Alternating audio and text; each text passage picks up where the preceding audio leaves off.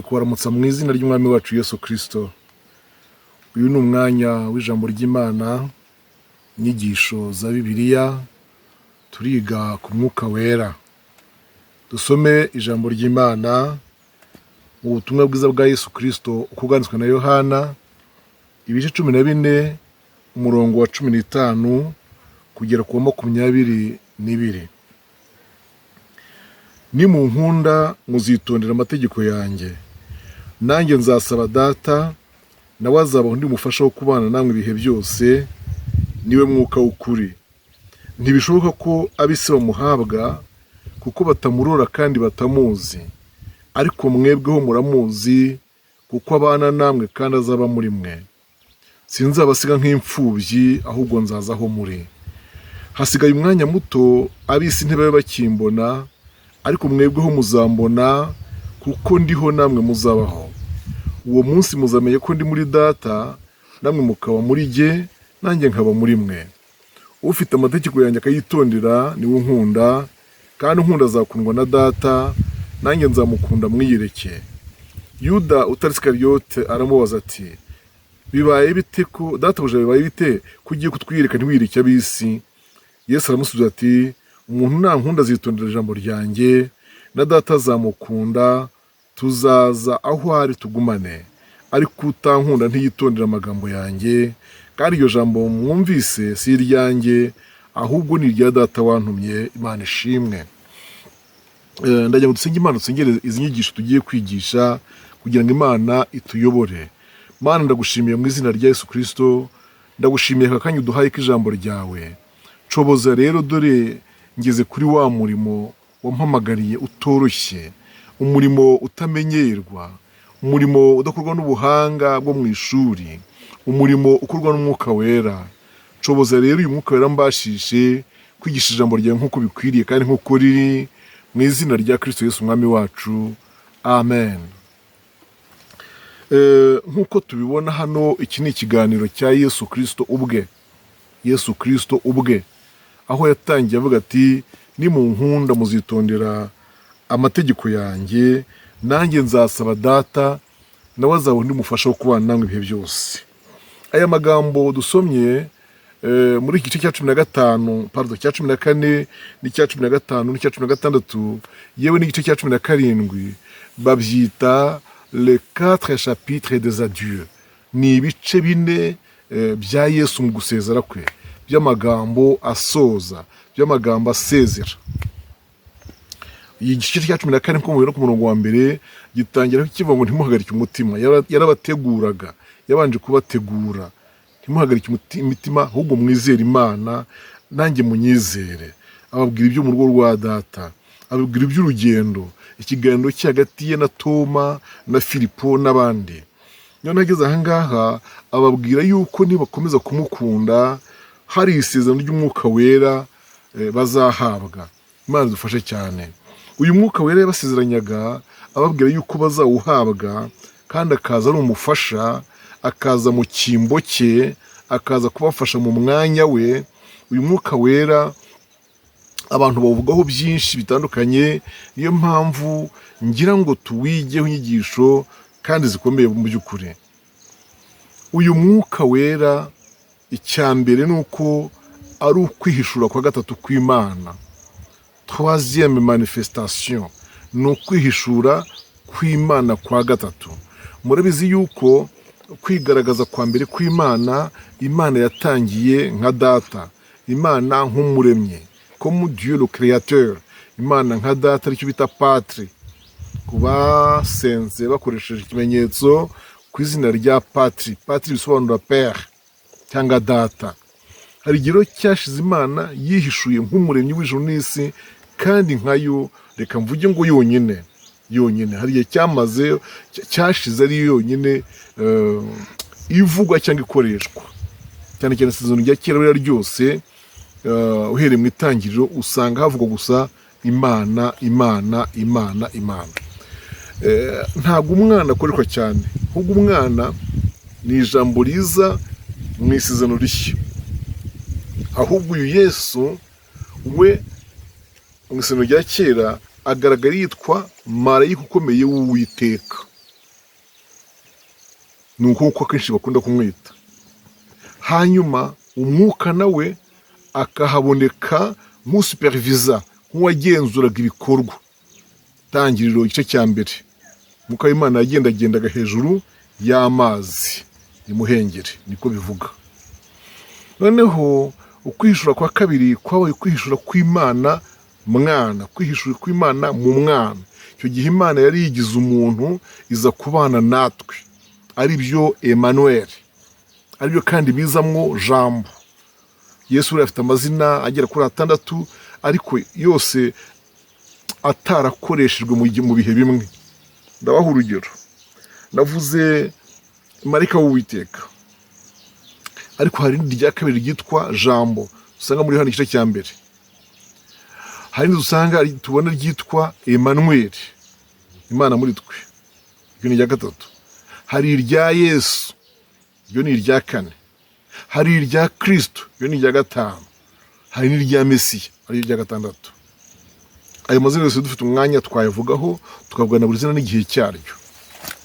Gusa gato nabasigira ni uko irya Mesiya ryo rizakoreshwa aje yimye ingoma ye y'ubwami hano mu isi. Icyo gihe rero cy'Imana Data, Patri, umuremyi w'ijuru n'isi, nicyo musangamwo y'ubwayo ikoresha ijambo nk'iyoboye inama, nk'umuyobozi w'inama. Itangiriro 1:26 havuga ngo tureme umuntu agira ishusho yacu, ase natwe. Urumva ni Imana umuremyi yari ifashe ijambo iyoboye inama, tureme. Igaragaza rero ko itarimo gukora yonyine. Hanyuma mu itangiriro 11, dore uyu muntu abaye nk'imwe, no, mu itangiriro 4 umurongo wa 20 hepfo, dore uyu muntu abaye nk'imwe yo muri twe, ku buryo kumenya ikibi n'icyiza, abaye nk'imwe yo muri twe. Urumva ni imwe muri twe, Imana imwe muri twebwe. Bitavuze ngo zo ni 3, ahubwo mu mikorere 3. Nyuma rero haje kuza umwana, ari we Yesu. Imana yihishura nk'umuntu, iravuka, katuvuge gutyo, irarerwa, irakura, tubyite gutyo, iba umukiza. Imana dufashe cyane. Niyo mpamvu Yesu Kristo yari Imana 100%, akaba n'umuntu 100%. Ntabwo ari 15%, ntabwo ari 50% kimwe ku kindi, oya, ngo abe umuntu 50%, abe n'Imana 50% bigabane, oya, ubwo ni byose ni 100%. Igihe cyo kugero haza umwuka wera, ari nawo ukwihishura kw'Imana kwa nyuma. Ari niyo mpamvu nyuma y'aha ngaha tuzataha tujyanwe n'umwuka wera, bidasabye kubona indi yindi Imana, idasabwe no kugira ukundi twihishurira. Uyu munsi rero tugiga kuri izi nyigisho z'umwuka wera, nk'uko tubibabwiye. Kuva kera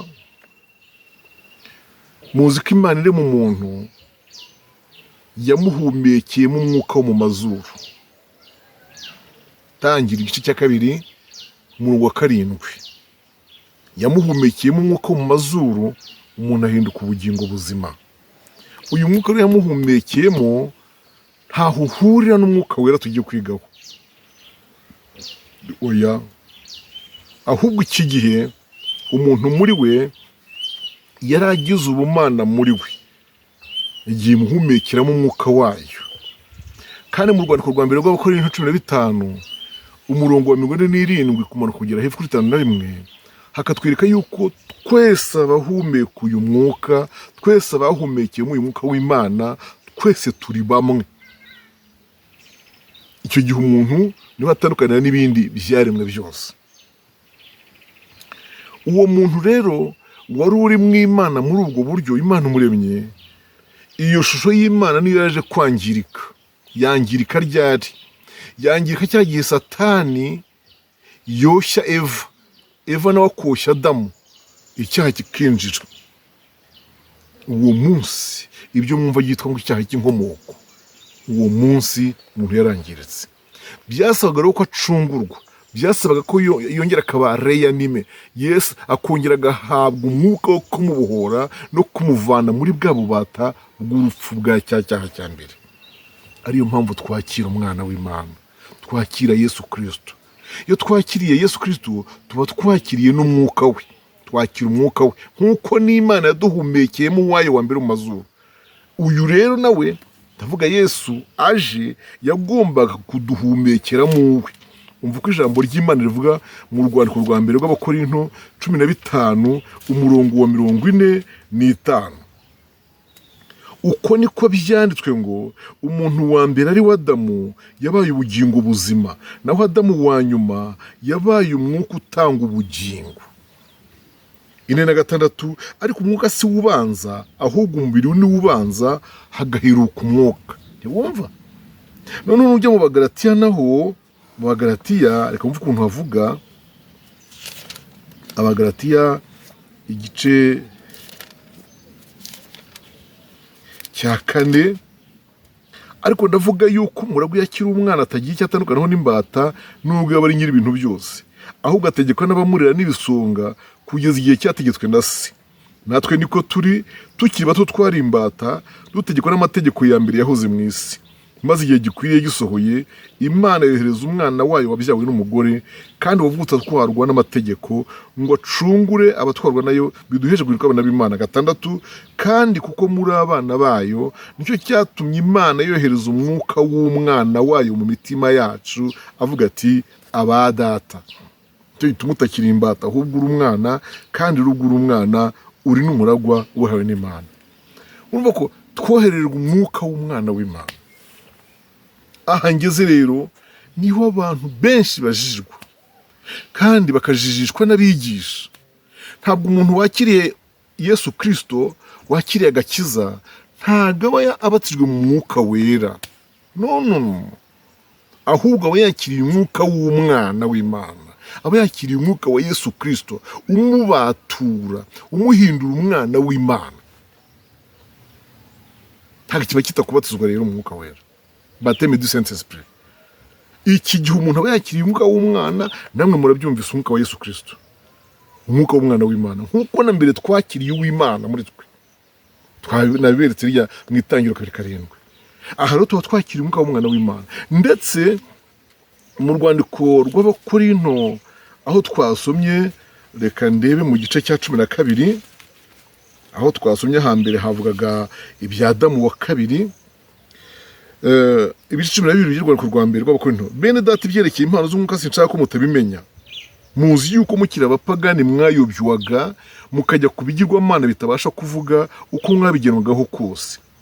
Nicyo gituma mbamenyesha yuko ari nta muntu ubwirijwe n'umwuka w'Imana uvuga ati Yesu ni ikivume, kandi nta muntu ubasha kuvuga ati Yesu ni umwami atabibwirijwe n'umwuka wera. Aha rusha kuvuga iki? Yesu umwuka wera niwe wemeza abantu kwakira Kristo Yesu, kwakira umwuka w'Imana. Nanone abari aho ngaho supervisa, ahagararira icyo gikorwa, nk'uko twabonye mu Itangiriro ko n'ubundi umwuka wera yari aho ngaho akurikiranye igikorwa kirema. Igice cya mbere cy'Itangiriro umurongo wa 1. Noneho rero nyuma hakaza kuba ari umubatizo w'umwuka wera. Reka bisobanure muri aya magambo. Yesu iminsi yose yamaze ku isi, uko ari imyaka 33 n'igice, kandi akaba muri iyo 33 n'igice harimo 3 gusa n'igice yivugabutumwa.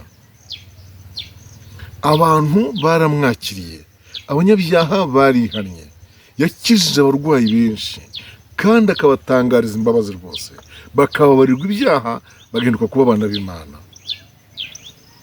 Icyo gihe barimo bakira iki? Wa mwuka we, yarimo abaha mwuka we.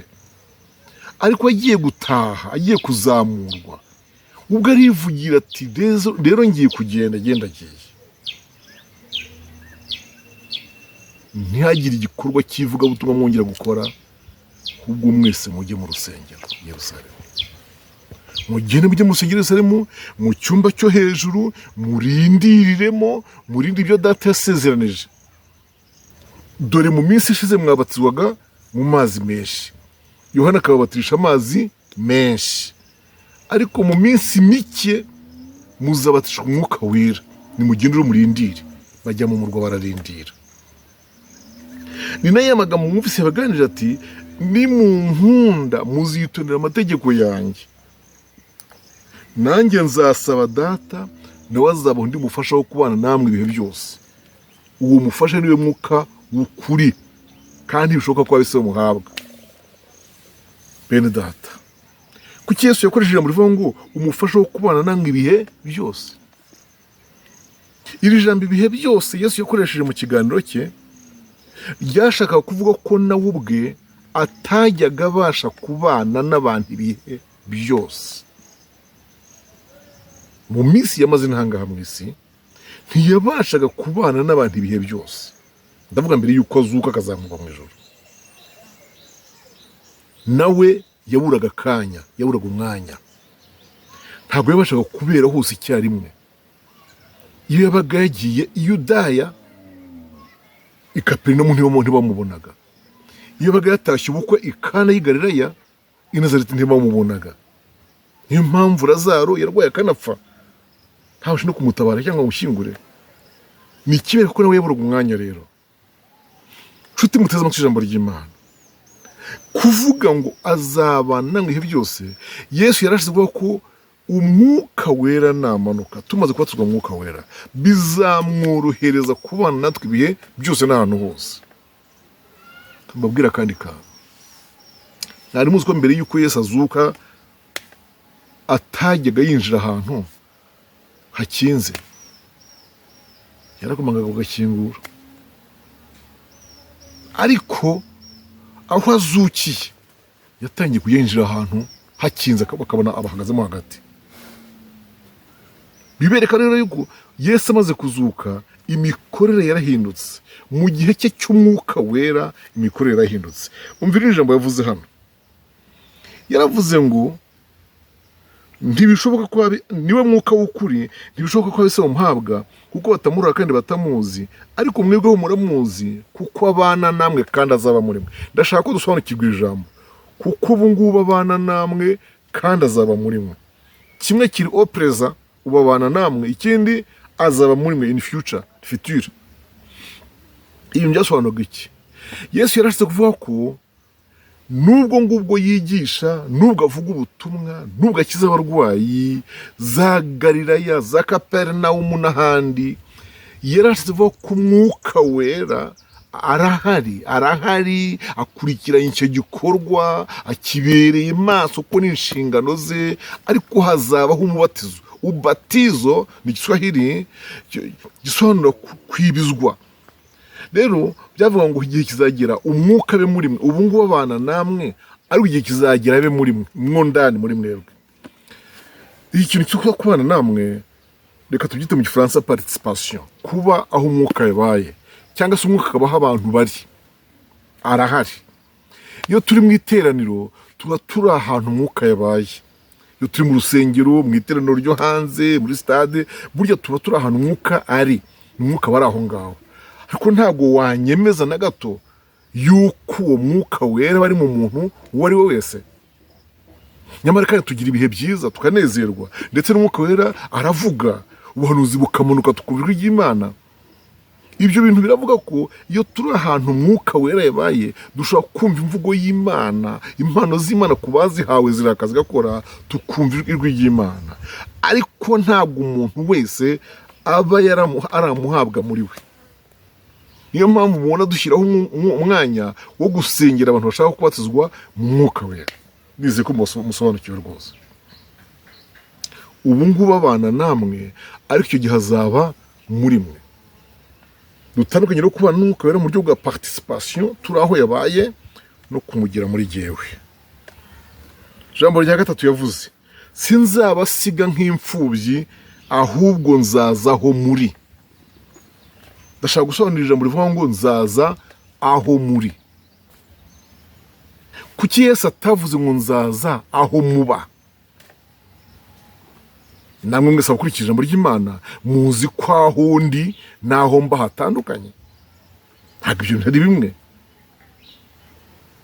Ahubwo aho mba naho hashobora kuba hamwe mu hondi.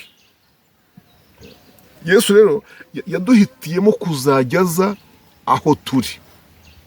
Urumva ukuntu akantu ari keza? Ahantu ndi mu rugo harimo. Nimba mpavuye ngiye ku ishuri, ku ku ishuri haraba harimo, nimba mpavuye ngiye ku isoko ubwo haraba harimo, nimba ndi mu modoka ntwaye cyangwa bantwaye haraba harimo, nimba ndi muri misiyo runaka mu mahanga haraba harimo, nimba ndi mu bitaro ndwaye haraba harimo, ahantu hose uzaba uri umwuka wera azatuma Yesu abana nawe. Sinzabasiga nk'imfubyi, ahubwo nzaza aho muri. Imana ishimwe ko Yesu yaduhitiyemo kugeza aho turi. Reba amasaha umara mu rugo, yaba rureba urasanga ariyo make. Reba igihe uhavira, ureba ahantu wirirwa n'ibyo wirirwamo. Iyo Yesu aba aza aho muba, urumva nk'abana. Ariko ashimwe ko yaduhitiyemo kuzageza aho turi. Imana ishimwe cyane. Ijambo rya kane nirivuze ngo hasigaye umwanya muto ab'isi ntibabe bakimbona, ariko mwebweho muzambona kuko ndiho namwe muzabaho. Ni gute Yesu yashaka kuvuga iki ko ab'isi batazamubona ariko twebwe tukamubona? Yashaka kuvuga ko mu gihe cy'umwuka wera, mu gihe cy'imikorere y'umwuka wera, abantu batswe umwuka wera, umuntu atubwira mu mwuka wera aba ashobora kubona Yesu uwo bari kumwe ntamubone. Yesu yamaze igihe abantu bamubona mu buryo bw'ikivunge, ikivunge cy'abantu cyo bita mu gifaransa foule. Foule ni ijambo rivuga ikivunge cy'abantu kigiye kiri abantu benshi, kikiriri. Abo bantu benshi rero Yesu yajyaga biyereka ari benshi nyine bakamubonera icyarimwe. Ariko harashye kuvuga ko umwuka wera namanuka, umuntu amubatijwemo azaba ashobora kwibonera Yesu cyangwa kwiyumvira Yesu, abantu bose bari aho ntibamubone. Namwe nimubishyire wenda mu buryo bw'umubiri busanzwe, murasanga niba Yesu yarazaga ahantu fizikoma mu buryo bugenda bw'amaguru, n'amaguru ye n'ayakanzu ye n'za nkweto ze za rugabire, ubwo abantu bose baramubona. Siko byagenze se? Yatambukaga hose bamureba, gaturuka igira bamureba, ugasanga nyine baza akayoburiye ibiti bagiye kumutegerezamo, baramubonaga. Ariko mu buryo bw'umwuka abonwa gusa n'uri mu mwuka. Izina ry'Imana rishimwe cyane bene data. Haleluya. Ijambo rya gatanu ngezeho nirivuga ngo uwo munsi muzamenya ko ndi muri data namwe mukaba muri jye nanjye nkaba muri mwe. Ni umwuka wera utwemeza rero ko Kristo ari muri twebwe. Ni umwuka wera utumenyesha ko Yesu ahari, ukumva arahari. Iri jambo reka ndihereho mubwire rya jambo yavuze ngo niba nabarenganya bakabakururira mu nkiko, ngo umwuka wera niwe uzabongorera icyo muzavuga. Buriya mu mwuka wera duhabwa kumva umwuka wera, tukumva aratwongoreye, tukumva aravuze, tukumva aratuyoboye, ariko abaraho ntibabimenye. Iki kigisho cyo kuyoborwa n'umwuka wera numva nzakigisha ahari ukwacyo, uko ni kirekire, ni kinini cyane n'uburyo umwuka yarayobora. Ariko nibura tube twumvise icyo bita umubatizo w'umwuka wera. Ntaragisoza ariko ndashaka gusoza, ndashaka ko uyu mwuka wera hari igihe cyashize cyo mu isezerano rya kera yazaga ku bantu, yazaga ku abazaho, amuzaho. Tubisanga kuri ba Samusoni mu bacamanza igice cya 13, kansoma aho hantu mwumve. Abacamanza igice cya 13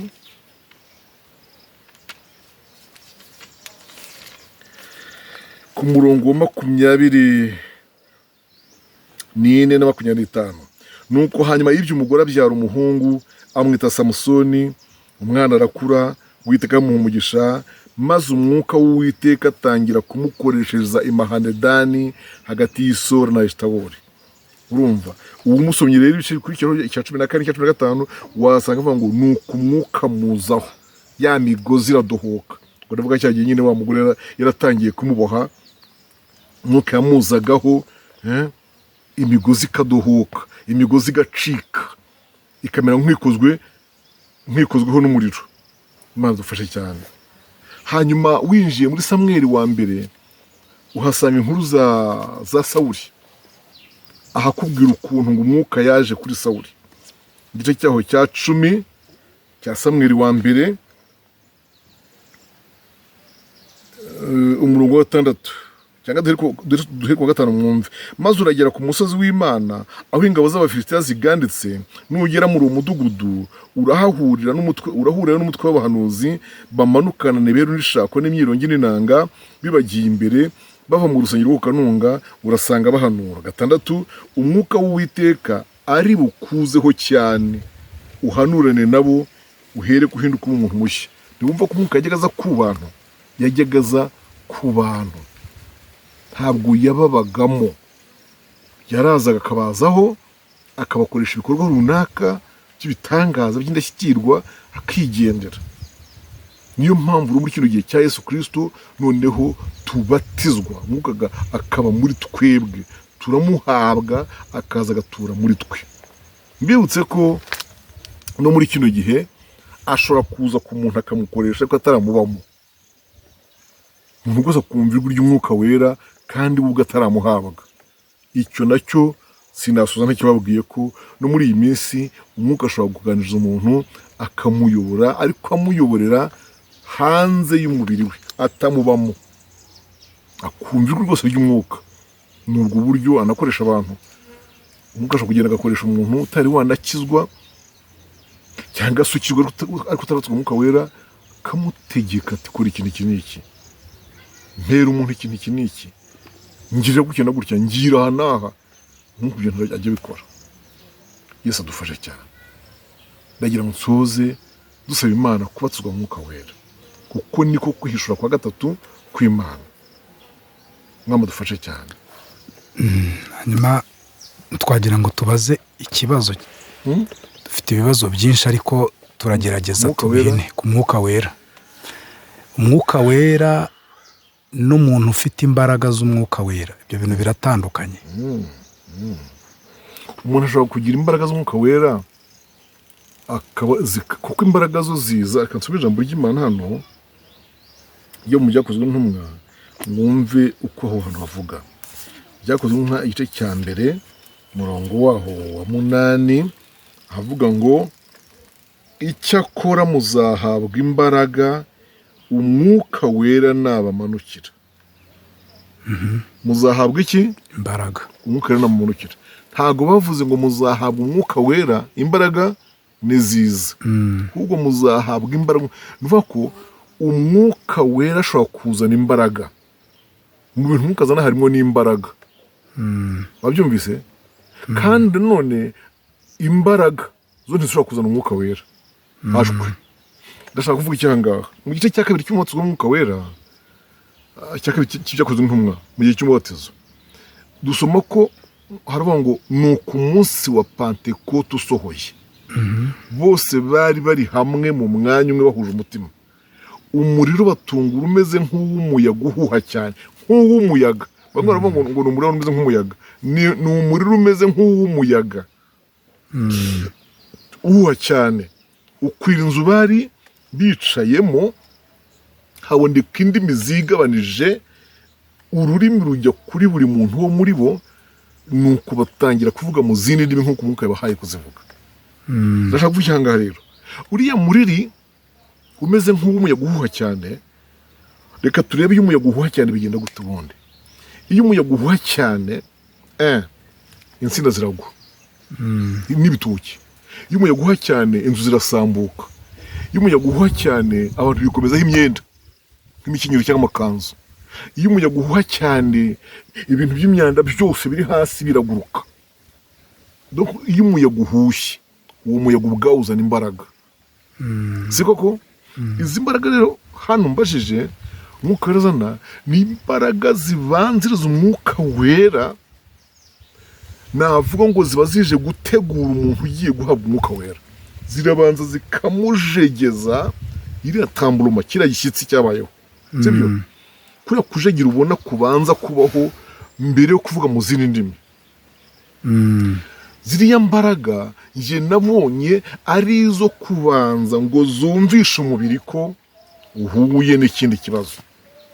Donc umubiri ugiye uhuye n'izindi mbaraga ubwawe utabasha kugenzura. murabizi yuko mu by'ukuri umuntu muri kamere ye umuntu agira izima cyo bita izima cyangwa ijabo agira ikintu cyo kwihagararaho sibyo hari umuntu uvuga ati n'iyi ndeshyo n'ibi biro n'amashuri nize koko ngaragurwe n'imbaraga ntazi arizo ntabwo birambyumva nk'umugabo yipfuna ntakibaye nk'umugabo arira ntakibaye uzi ko abantu batateguriye ariko uzarebe iyo umuntu abatse umwuka wera iyo ntibibaho kandi ntabwo nshatse kuvuga none ko abantu bose bibagendekera gutyo ibyo ngibyo biterwa n'umwuka wera n'impano umwuka ashaka kuza guha umuntu kuko buriya ntabwo impano zose zikoresha imbaraga ntabwo zisaba imbaraga ngira ngo nduvyumvise rero muzahabwa imbaraga mukara namanukira izo mbaraga zishobora kuba izi ngizi zo zibanza kuzura ahantu mukara agiye kuba cyangwa yageze ariko kandi ziba no mu muntu zikamuhakonesha kimwe mu biranga ko umuntu yahawe umwuka wera ni ukuba yanyura mu bintu abandi badashobora kunyuramo Imana idufashe cyane. Ikindi kibazo hari ukuntu ahantu bavuze ngo mbere Yesu hari ahantu ntiyinjiraga ahantu hakinze yabanzaga gukomanga nyuma ariko noneho yatangiye yageze ku gihe yinjira ahantu hadakinze yego amaze kuzuka nyuma yo kuzuka bivuze ngo amajije kuzuka hari izindi mbaraga yagize none se ubwo iyo fenomene imeze ite? Imbaraga zamuzuye imbaraga zazuye Yesu nk'uko birivuga imbaraga zazuye Yesu zari noneho zije kumukoresha muri bwa bumana ya divinite ijana ku ijana yego sibyo kuko murabizi ko ku nyanja yakoresheje iriya nyanja yagiye akoresha cyane mu ngendo ze niyo bita Tiberiya ariyo nyanja y'Igalilaya muzi ko mu mwitangira ry'ivugabutumwa rye yatiraga ubwato twese tubizi yatiraga ubwato agatira ba Simoni n'abandi agatira akambuka agatsuka nyine akajya hakurya ariko nimwibuke ko hari igihe yagendeye hejuru y'amazi nabona ntabwo atayatiye icyo gihe yarimo agira ngo agerageze kwizera kwa Petero kuko Petero nawe yari abimusabye urabyumva rero biberekeye yuko hari ibintu yakoraga rimwe na rimwe bigaragaza ubumana bw'ijana ku ijana n'ibindi bigaragaza ko ari umuntu ijana ku ijana nko kubira icyuya nko gusonza kunanirwa kimwe n'abandi yego gusaba imbaraga Mana mpimbaraga iki gikombe kinde ibintu nk'ibyo ngibyo ni ibigaragaza ko nawe yanegwaga nk'umuntu ariko aho azukiye yatangiye kujyaza batazi igihe yaziye akinjira hakinze ngo ni mu mwibuke mu nzira y'i Damasiko noneho muri babigiko bagenaga baganira bagahura nawe ntimuzi ko bamubuze batabonye hagiye nta butaka bwasinye ngo bumure ntibabonye harengeye mu gicu ntibabonye atambika mu gashyamba hariya ariko baramubuze icyo kintu rero cya apparition cyo kuboneka mu buryo butunguranye no kuba bamubura mu buryo butunguranye cyari ikigiye kugaragaza ko noneho atangiye gukoresha bwa bumana bwe ikibazo rero ngize aho ngaho ujya kubona ukabona nk'uyu munsi dayimoni iri imbere yawe ubundi ukabura yibuze iyerekwa mu nzozi no mu buzima busanzwe hari igihe ureba akantu ukabura kabuze kagakiza mu nzira reka tuvuge wenda ngo dukunda kubibona cyangwa se umuntu akakubwira ati ngewe nahagaranye n'ikintu mba ndakibuze naje mpura n'umuntu mpindukiye ndamubura bivuze ngo n'izindi mbaraga za Satani cyangwa n'abandi bafite izi mbaraga iyo myuka nuko Yesu bari kumwe bakaba baramubuze buriya ntimubyitiranye kuko ngasobanure hariho impano yitwa ariko muri rasiko yitwa hiriya mukunda kwita ngo niyo kwerekwa ntago mu mpano ikindi wabona nk'impano yo kwerekwa ahubwo iriya mpano yo kwerekwa iba mu yo twita iyo kurobanura imyuka ruva mu mpano yo yaba iya karindwi kurobanura imyuka kuko iya munani ni ukuvuga mu ndimi iya cyenda ni ukuzisobanura iyo mpano yo kurobanura imyuka rero ikoreshwa muri ubwo buryo umuntu ashobora kugira iyerekwa ryo mu nzozi sibyo mu gifaransa bazita songe cyangwa dreams mu cyongereza noneho hakaba n'ibindi rero bita revelation kwerekwa revelation yo ntisaba gusinzira revelation n'ubu ngubu wicaye gutya ushobora gutwarwa gutya udahubirije kandi ukagira akantu ubona mbonye ngiye kubona mbona urumva ni muri ubwo buryo bene uwo muntu ufite iyo mpano ashobora kubabwira ati kandi mudasenze mutaranasenga ariko ndimo ndabona ibi n'ibi nari mu nzira ngenda mbona umuntu mpagaze iruhande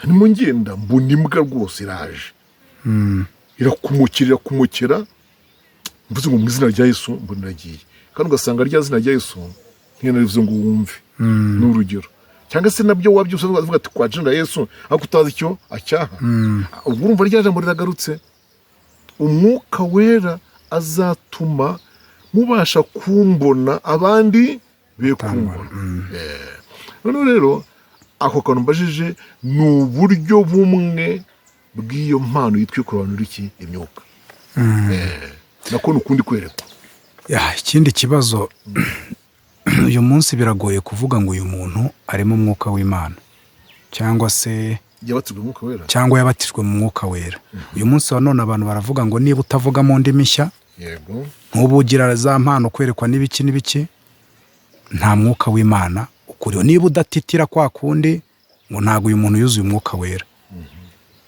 ni iki cyerekana umuntu uri mu mwuka w'Imana ikimenyetso cya burundu cya rurangiza cy'uko umuntu yabatijwe mu mwuka wera ni ururimi rutamenyekana nicyo kimenyetso cyane tujye twigisha biri ukwiri twe kwijya hirya niko kuri ibyo bituma icyo umuntu ataramenya azakimenya bituma icyo umuntu atarabona azakibona aragisaba azagihawe reka tube wumve haboneka indimi gatatu ibyakozwe nka 2:3 haboneka indimi zigabanije zisa n'umuriro ururimi rujya ku muntu wese wo muri bo bose buzuzwa umwuka wera batangira kuvuga mu zindi ndimi nk'uko umwuka yabahaye kuzivuga noneho rwandiko rwa mbere rw'Abakorinto 12 rwandiko rwa mbere rw'Ikorinto ibice 12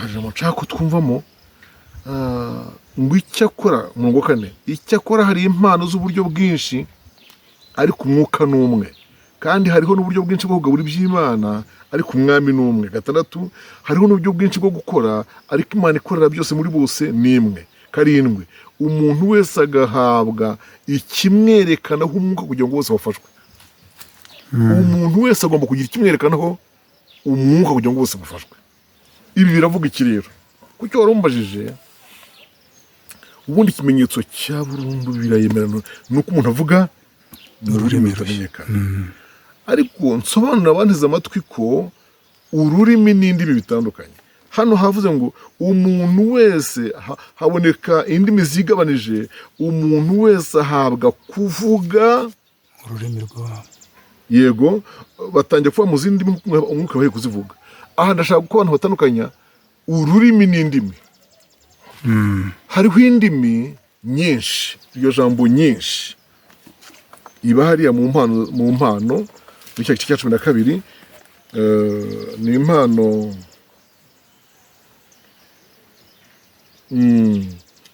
ya 8 ni impano ya 8 undi agahabwa gukora ibitangaza agahabwa guhanura undi agahabwa kurobanura imyuka undi agahabwa kuvuga indimi nyinshi undi agahabwa gusobanura indimi iyi mpano yo kuvuga indimi nyinshi ngiye mbona ari ijijisha abantu niyo abantu bajijirwaho bajya ngo ntibarahabwa umwuka wera umuntu mu gihe cyo kwasirwa umwuka wera kwe byanga bikunda agomba kuvuga mu rurimi nashaka avuga icyo bita tuyita silabe mu gifaransa silabe ahari icyo bita umugemo nubwo umuntu avuga ati ri gusa kandi mwagiye mubona aho umwuka wera ukuvuga gusa aravuze ngo ri umuntu aravuze ngo tu gusa undi akavuga ngo rayine undi gutyo ariko byanga bikunda mu gihe umuntu abatuzwa umwuka wera iyo abantu barimo gusengera abantu batuzwa umwuka wera baba bagomba kubegera akumva ko ari buvuge mu rurimi nubwo yavuga kamwe gusa kubera iki ashobora kudahabwa indimi nyinshi ariko akagira urwo avuga ngo rugaragaza ko yahawe umwuka wera aho kantu uvuze abatuzwa umwuka wera n'igihe cyose azajya yuzuzwa azagirwa ubuntu aboneka yumve karagarutse. Ndabisobanura ahangaha, ntabwo impano zose uko ari 9 zigendana n'amagambo kuvuga. Ubundi impano uko ari 9 zirimo ibyiciro 3. Harimo iz'inyembaraga zisaba iki? Imbaraga. Ubwo harimo gukiza abarwayi, urabyumva? Niyo korobana umwuka, iyo harimo kwirukana abadayimoni burya hakora imbaraga.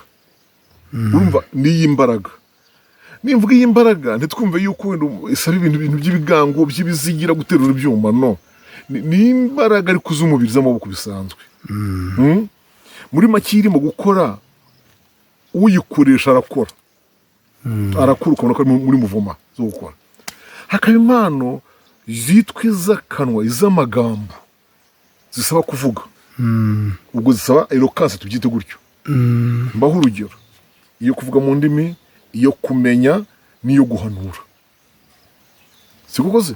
Kuko urumva ntago umuntu yeremo guhanura abaye adedemanga cyangwa avuga uburimi biragoye ko ahanura. Ibi birasaba amagambo kandi mu buryo bwumvikana kugira ngo iteraniro ry'Imana ryumve. Si icyiciro cya 2. Ngeze rero ku cya 3 noneho cyitwa iz'ubwenge, zo zikora in silence, mucece. Nyirayo wa bene ntiyisabaganya, nta kubagana, nta guhindagana, ashobora no kutagira wa muri twavuze imbaraga. Babyumvise? Ariko ukumva aravuga ati ariko ukwiye kwikirana n'umuntu runaka, ukumva uvuze n'izina mwakagira Imana. Uyu namenye ate kuko kumva ko atari ko gerageze wishyura amafaranga wagujije igihe iki n'iki. Yesu Kristo uyu abwira ukikorera bujera. Kumva rongera ati mu bana bawe umwana wa 5 afite ikibazo, nuba hari ku ishuri bimeze nabi, bazamo kufite umwana wa 5 ndetse w'umukuru. Ibyo bintu rero ni ibintu dasaba ku tamburoma yishyitse. Izo bazita impano z'iki? Z'ubwenge. Ngiye igiciro ko ari 3 by'iki by'Imana. Ubwo rero bivuze ngo ikimenyetso cyanyuma ni ururimi. Noneho hari ahantu hari indirimbo ivuga ngo mu gihe wumva utagifite urukundo, menya yuko uwo mwuka yagiye. Yabonye kwibwa n'umubiri wawe, musaba utigaruka. Wa mugani wawe yanagiye. Muri make yigendeye. Ubwo mfite urukundo se sinaba mfite umwuka wera? Kandi ariko indirimbo ivuga nabyumvise, mu gihe ubona ko urwo rukundo umuririmbyi yaririmbaga. Murabizi ko urukundo ruri mu buryo bwinshi. Hari urwo bita filiya, hari urwo bita eros, n'urwo bita agape.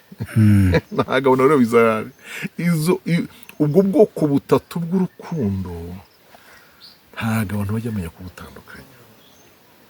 Ndatinya ko bazagunya kugendera mu bwoko runaka bw'urukundo bakajya ngo bagize urw'Imana.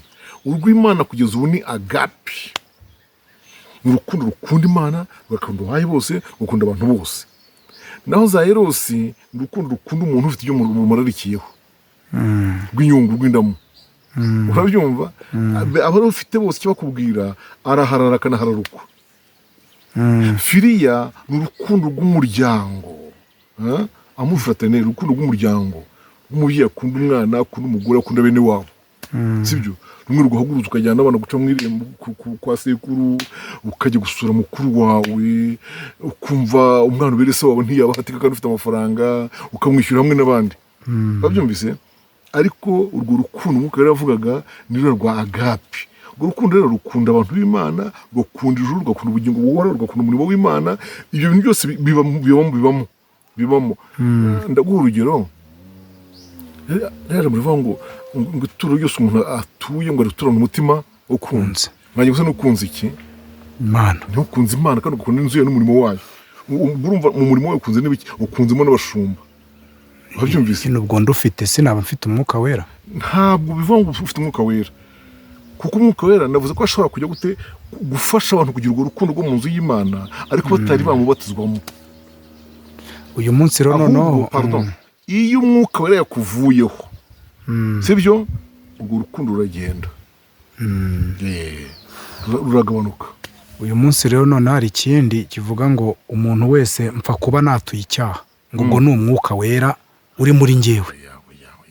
Confession, kwatura icyaha ntabwo ari umwuka wera uri muri wowe. reka nababwiye ko umwuka wera ashobora kuganiriza umuntu hanze y'ubuzima bwe, hanze y'umubiri we, atari mu mutima we. Yego. Kandi kantu ka nyuma mbaza, uyu munsi wa none hari igihe abashumba ujya kubona ukabona barahuguranye. Abashumba ubwo bahugurana, cyangwa n'umuntu akamuhugura, cyangwa reka ntago byemewe gutitira. Uri umushumba abibuza abakristo. Uyu mushumba ngo burya ngo niko tubizi, ngo ntago yemewe gutitira niba ari umwuka. Ubwo icyubahiro cye titira agezeho ngo ntago ari ikiri yo gutitira. Mbese yababuza ubwenge. Ngo ntago ari byiza gutitira imbere y'abakristo. Ibyo bintu rero birajya guhura neza neza n'ibyo Mikali yabwiye Dawidi. Ati wakabije, umunsi warengereye kandi ukuri umuyobozi w'umwami, ntabwo wari ukwiye kubyina bene kariya kageni. Ibyo rero ni impuguro satanike, ni impuguro ziva ku mubi. Mu by'ukuri uriya mushumba, uriya muyobozi ku rwego rwe, nashaka ururemba w'itorero rwose, aya matitire makuru, bishop cyangwa runaka, sibyo? Umwuka wera ashatse amanutse agashaka kumutigisa muri make, uko urumva ni imbaraga ziri incontrolable, kuko aho zabaye mu cyumba cyo hejuru ntabwo zari zikontororwa ngo umuntu abe yavuga ngo ndazigenzura. Umwuka wari bukoze icyo nababwira abankurikiye mwese, nuko umwuka wera atajya akoresha abantu ibiteye isoni nko kwambara ubusa, kiriya kintu mubona kiba hirya no hino mu matorero, mu madini nsigaye numva, kubona ngo umugore ari ahantu tuguye ingazi nko kujya ku gicuri, imyambaro ateye imigeri ingutiya ziragurutse, biriya bintu umwuka w'Imana. No, kuko umwuka wera ni umwuka w'ubwenge, ariko ni uw'imbaraga. Iyo tumuhawe ibyo dukoresha byose, abidukoresha turi konsiya, tubyumva ko arimo kubidukoresha, kandi turabyishimira. Umuntu yumva abyishimiye, yumva ari firi ko arimo kubihabwa. Niyo mpamvu umugore uhetse umwana akomeza kumva amuhetse, sibyo? Ndetse ingobyi ijishutse yakongera akayijisha kandi ari mu mwuka. Urabyumva? Igitenge kiduhutse yakongera akagisubira akagikenyera.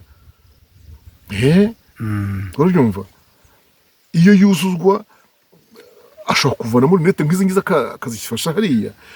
Aba ari ibintu mbese umuntu ashobora kumva ko byamubayeho.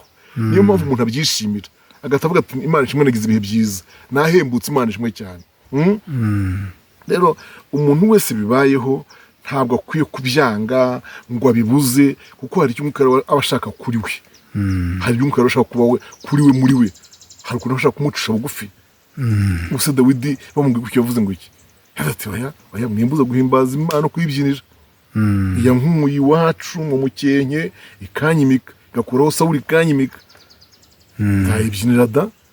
Nubwo mwagumya kugira ngo wenda nisuzugurwa, ariko icyubahiro Imana yampaye cyo ntawe uzagikoraho. Hari akabazo ngize numva ntasoza ntabajije. Umwuka wera n'umutima nama, ibi bintu bitandukanira hehe abantu ko bakunze ntabwo umwuka wera ari wo mutima nama, kuko umutima nama, ijambo umutima nama ni ijambo abantu bose bagira. Urugero impamvu mbivuze, umukobwa ni urugero, wenda agiye nko muri rogi, ajyanye n'umugabo, agezeyo aravuga ati hoya ntabwo nkibikoze, reka nisohokere. Ubivuze gutya ari umukobwa. Ni umwuka wera, ni umutima nama umubwiye. Kansome ijambo ry'Imana mu Baroma igice cya 2 umurongo wa 12 ngiri ku wa 16. Abakoze ibyaha bose batazi amategeko bazarimbuka badahuwe amategeko, kandi abakoze ibyaha bose bazi amategeko bazacirwaho iteka ry'amategeko, kuko abumva gusa amategeko atari bo bakiranuka ku Mana, ahubwo biyumvira n'uwo bazatsindishizwa nayo. Abapagani badafite amategeko y'Imana, iyo bakoze amategeko ku bwabo, baba bihindukiye amategeko nubwo batayafite, bakagaragaza ko umurimo utegetswe n'amategeko wanditswe mu mitima yabo, ugahamywa n'imitima ihana ibabwiriza, igafatanya n'ibitekerezo byabo kubarega cyangwa kubaregura. Kandi ni nabyo Imana izatangaho umugabo ku munsi izacira abantu w'iteka muri Yesu Kristo ku byahishwe byabo, nk'uko ubutumwa bwiza nahawe buri. Ndashaka kuvuga ko rivuze ngo imitima ihana irababwiriza. Umuntu muri kamere ye, uko umuntu aremye na mbere yuko akizwa, agira ikintu cyitwa umutima nama. Cyo bita mu gifaransa conscience cyangwa se conscience mu cyongereza. Umutima nama ubwawo iyo umuntu awumvira urahagije ngo umuyobore. Ndetse kubize biology, ibyo narabyize muri biology. Muri biology hazamwe ikintu bita imyakura mu kinyarwanda. Reka mbivuge uko babyita mu gifaransa, bashobora kuba babyita système nerveux. Système nerveux niyo ituma umuntu arakara cyangwa akababara, niyo izana ibyishimo, guseka, amarangamutima, urabyumva? Ni nayo izamo kwikanga. Sibyo? None ni iki gituma umuntu aba arimo agenda inyuma ye hagaturuka umuntu cyangwa ikintu kimwubikiriye, ntako kitagize ngo kigende gahoro, ariko umubiri w'umuntu mu buryo uremye harimo kumenya ko hafi yawe aho ibintu atari byiza. Niyo havuye ijambo rivuga ngo ishyamba si ryera. Umuntu aremanywe rero bita kumva, systeme yumva. Iyi systeme yumva itangira kumva hatameze neza. Ndumva hari sanse niba ari 6 zo kumva. Hariyo kumvisha amatwi, sibyo? N'umubiri ubwawo kumva hari ikintu wikanze. Umuntu rero umutima nama we yaremanywe burya amaze gukizwa. Umutima nama we niwo Imana iyobora. Yamaze gukizwa. Reka nsoze ikibazo mbajije mvuga ibintu bitatu. Iyo umuntu yenda kugwa mu cyaha, mbere yo kugwa mu cyaha, hakura umutima nama. Yego? Ariho twasanze gute umutima uhana. Iyo amaze kukigwamo uhinduka umutima umurega cyangwa umucira urubanza. Iyo amaze kwikiranura n'Imana n'abantu asigarana umutima utamucira iki? Urubanza. Niko Pawulo yandikiye Timoteyo mu gice cya mbere mu 18. Bivuga ngo uriya mukobwa wari ugiye nubwo yagezeyo, ubundi akenshi mu by'ukuri abarinze kugerayo akenshi ntago wahava. Kereka yagiye ashutswe ngo hansanye nkubwire, nsanga ngo ufite ubutumwa, umuntu yakumpereye kado, yego, akagenda akabona guye muri ibyo bintu. Ariko uwavuye mu rugo, ikinatangaje nuriye babwiye ngo nsanga aha n'aha hari umuntu wakuntumyeho, hari igihe agatima kamukubita kiri mu rugo. Kavuga ko ari kuri umuntu mpamagaye, bari musange kuri hoteli runaka iyeneye mu Kiyovu cyangwa mu Gicanga Nyabugogo, Kacyiru cyangwa Iremera, ampamagara iki muri hoteli kujya atambwiye muri gare.